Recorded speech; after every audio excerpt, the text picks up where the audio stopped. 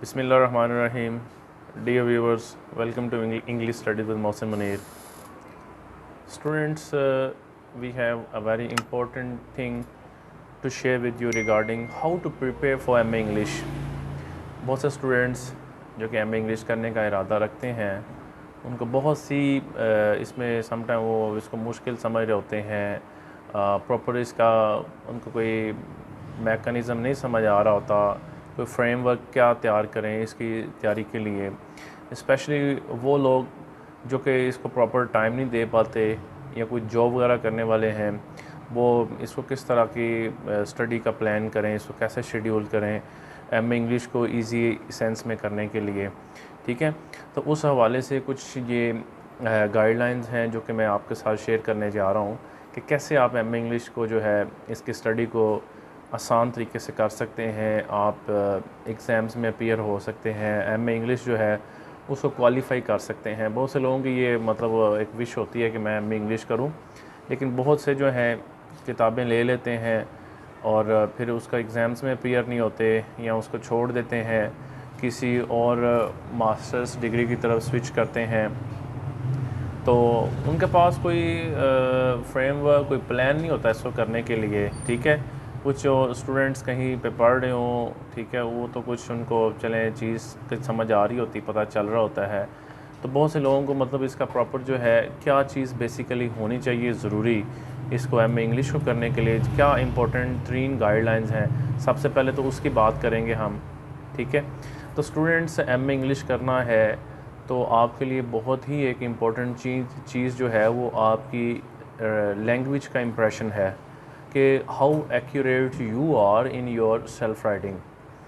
MA English जो है इस चीज़ पे बेस नहीं करता। अगर आप पंजाब यूनिवर्सिटी के MA इंग्लिश की बात करें, उसके एनुअल सिस्टम की लेट्स सपोज बात कर लें, सरगोदा यूनिवर्सिटी के सिस्टम की बात कर लें, तो ये सिर्फ इस चीज़ पे बेस नहीं करता कि आप के पास जो है ये क्वेश्चन है आप उसको याद करके या रट्टा लगा के चले जाएं, तो दैट्स नॉट इनफ।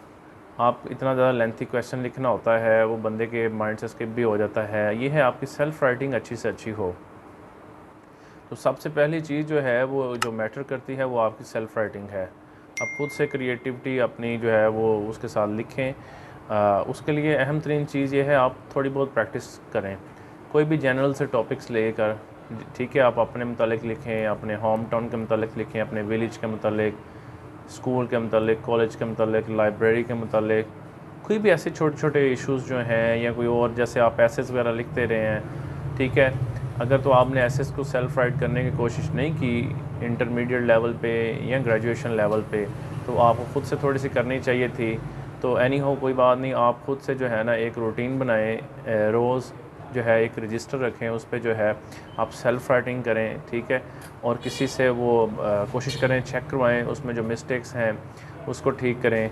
ठीक है, आप छोटी छोटी चीज़ें जो हैं ट्रांसलेशन की, ग्रामर की, उससे काम स्टार्ट करें, tenses, active voice, passive voice.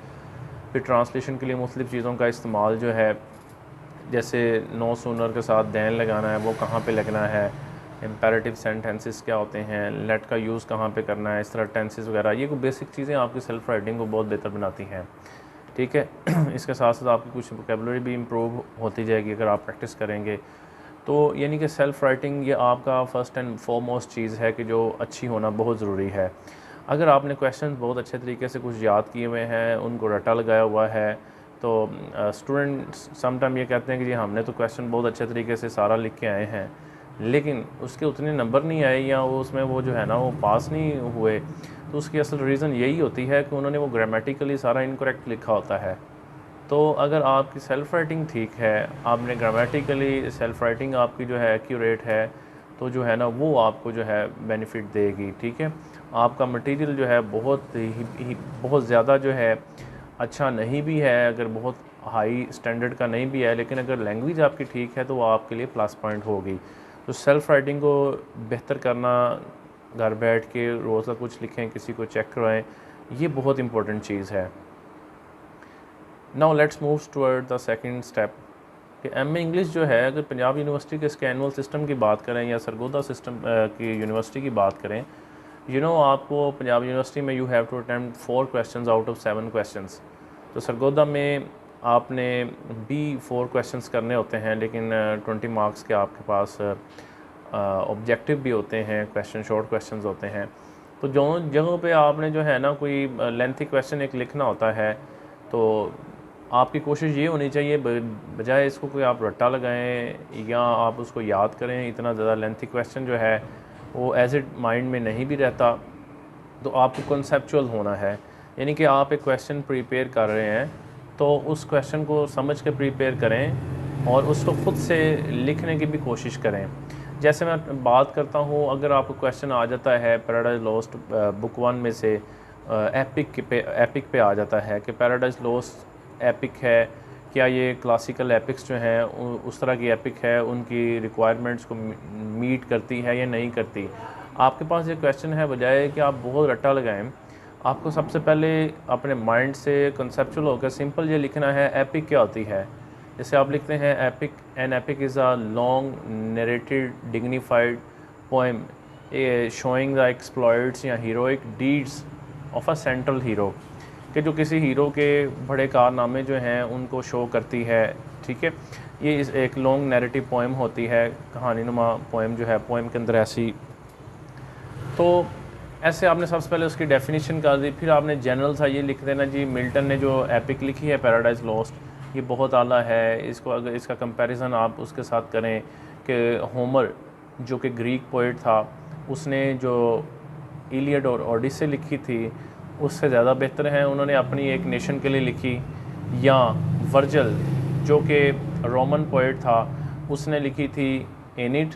तो ये दोनों जो मतलब पोइट्स है जिन्होंने बेसिकली एपिक्स लिखी थी उनको फॉलो करती है, लेकिन ये उनसे ज़्यादा अच्छी है क्योंकि इसमें कोई एक यूनिवर्सल मौजू जो है वो बयान किया गया है। ठीक है, ऐसे आपने जनरल से उस पर कोई 1-2 पैराग्राफ लिख सकते हैं। तो उसके बाद जो है आप टेक्सचुअल रेफरेंस जो है वो दें, वो आपने एज इट लिखना होता है। जैसे मिल्टन कहता है कि मैं कुछ ऐसी चीज़ लिखना चाहता हूँ पोइट्री में, things unattempted yet in rhyme और प्रोज। तो इसके अलावा आप उसकी एपिक की क्या रिक्वायरमेंट्स होती हैं, कौन से उसके कॉन्स्टिट्यूएंट एलिमेंट्स हैं, उन पे आ जाना है। आपको 1 बाय 1 जो है ना उसके पॉइंट्स पता होने चाहिए। जैसे कि एपिक जो है आपको पता है उसमें ग्रैंड थीम होती है, तो आप बताएं मिल्टन ने इसमें जो उसकी सिलेक्शन ऑफ वर्ड्स है या लैंग्वेज, जिस तरह के उसने रेफरेंसेस, अलूजन्स या फिगर्स ऑफ स्पीच, ये सारी चीज़ें यूज़ की हैं, ये उसके स्टाइल को ग्रैंड बनाती हैं। बड़ा एक इंडिविजुअल सा स्टाइल है, हट के नज़र आता है। फिर एपिक स्टार्ट कहाँ से होती है? Invocation to muse. ठीक है, म्यूज़ मतलब जो गॉडेस ऑफ पोइट्री है, उससे एक इन्वोकेशन से शुरू होती है। वो एक पैरा लिखें, ठीक है ना, तो उसका एक टेक्सचुअल रेफरेंस दें, मतलब जो क्वेश्चन से आप वो याद कर सकते हैं क्योंकि आपने वो एज इट लिखना होता है। इसी तरह उसमें एपिक जो है उसमें जो है इन्वोकेशन टू म्यूज़ है। इस तरह उसमें करैक्टर जो हैं बड़े हीरोइक स्केल वाले बयान किए गए होते हैं, जैसे कि इस पैराडाइज लॉस्ट में वो सेटन वगैरह का करैक्टर हमें मिलता है।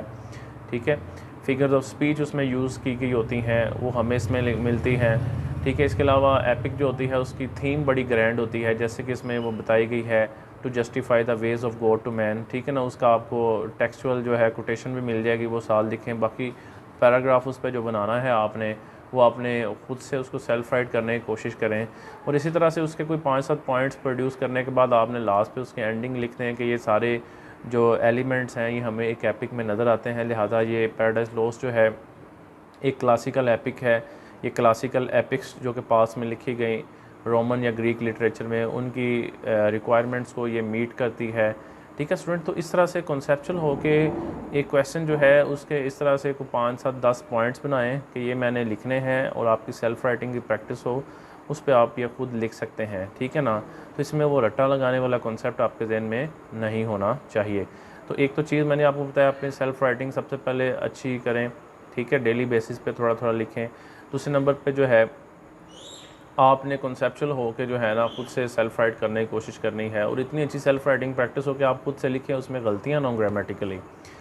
फिर थर्ड नंबर पे स्टूडेंट जो मोस्ट इम्पोर्टेंट चीज़ है कि वो टेक्स्ट स्टडी है, कि जो कि स्टूडेंट्स कम करते हैं। आपको पता है कि पंजाब यूनिवर्सिटी में जो 2 पहले पेपर हैं, क्लासिकल पोइट्री और क्लासिकल ड्रामा, इन दोनों में आपको जो है टेक्स्ट स्टडी करनी पड़ती है। उस पर कंपलसरी क्वेश्चन आता है, आपने वो रेफरेंस टू द कॉन्टेक्स्ट को अटेम्प्ट करना होता है। तो उसके लिए जो है स्टूडेंट्स जो हैं अमूमन उसकी टेक्स्ट स्टडी नहीं करते, ठीक है।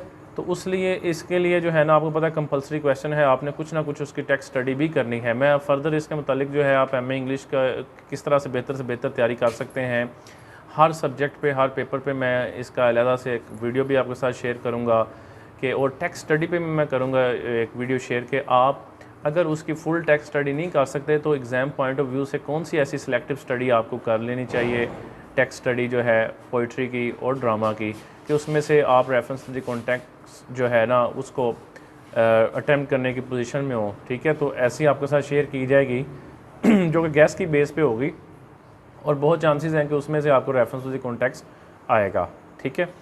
तो स्टूडेंट्स ये एक तो आप अपनी सेल्फ राइटिंग अच्छी करें, दूसरे नंबर पर ये बात बताई कि आप थोड़ा कंसेप्चुअल हो के चीज़ को माइंड में प्रिपेयर करें। तीसरे नंबर पे आप टेक्स्ट स्टडी जो है अगर फुल नहीं कर सकते, इतना टाइम नहीं मिल रहा, तो उसको सिलेक्टिव करने की कोशिश करें। मैं उसको फर्दर शेयर भी करूँगा कि कौन सी बुक की कहाँ से कितनी कर लें। और फोर्थ नंबर पे अहम चीज़ है कि पास पेपर जो हैं उनको ज़्यादा से ज़्यादा टच करें। पास पेपर जो हैं उनको देखें, वो आप अपने पेपर से 2-3 महीने पहले लेकर जो है ना उनको डेली बेसिस पे चेक करें कौन से क्वेश्चंस आ रहे हैं, उनके स्टेटमेंट को अंडरस्टैंड करने की कोशिश करें, ठीक है, कि इसका क्या मतलब है। क्वेश्चन तो आ जाके वही होते हैं बुक के 4-5, लेकिन उनके स्टेटमेंट्स जो हैं वो कम टाइम इस तरह से होती हैं कि आपको बहुत कंफ्यूज करते हैं। तो जितना ज़्यादा आप उसको कंसल्ट करते हैं आप जो हैं उसको कर सकते हैं।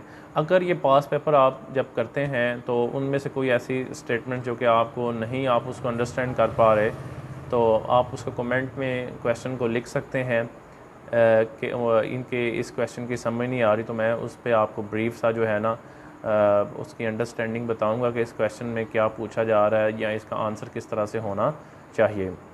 तो स्टूडेंट्स ये एक इंट्रोडक्टरी वीडियो है एमए इंग्लिश की तैयारी कैसे की जाए उन लोगों के लिए जो समटाइम इसको प्रॉपर्ली समझ नहीं पा रहे होते, किस चीज़ को पकड़ूं, कहाँ से करूं, क्या चीज़ करूं, ठीक है। या वो लोग जो इनके पास टाइम नहीं होता या कोई जॉब वगैरह करने वाले हैं, तो उनके लिए बड़ा एक अच्छा शॉर्ट सा एक प्लेटफॉर्म है।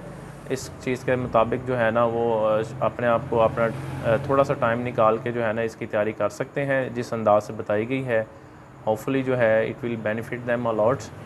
So for more videos, for more informations and for more study related stuff, kindly subscribe my channel English Studies with Mohsin Munir and keep or stay connected with our channel.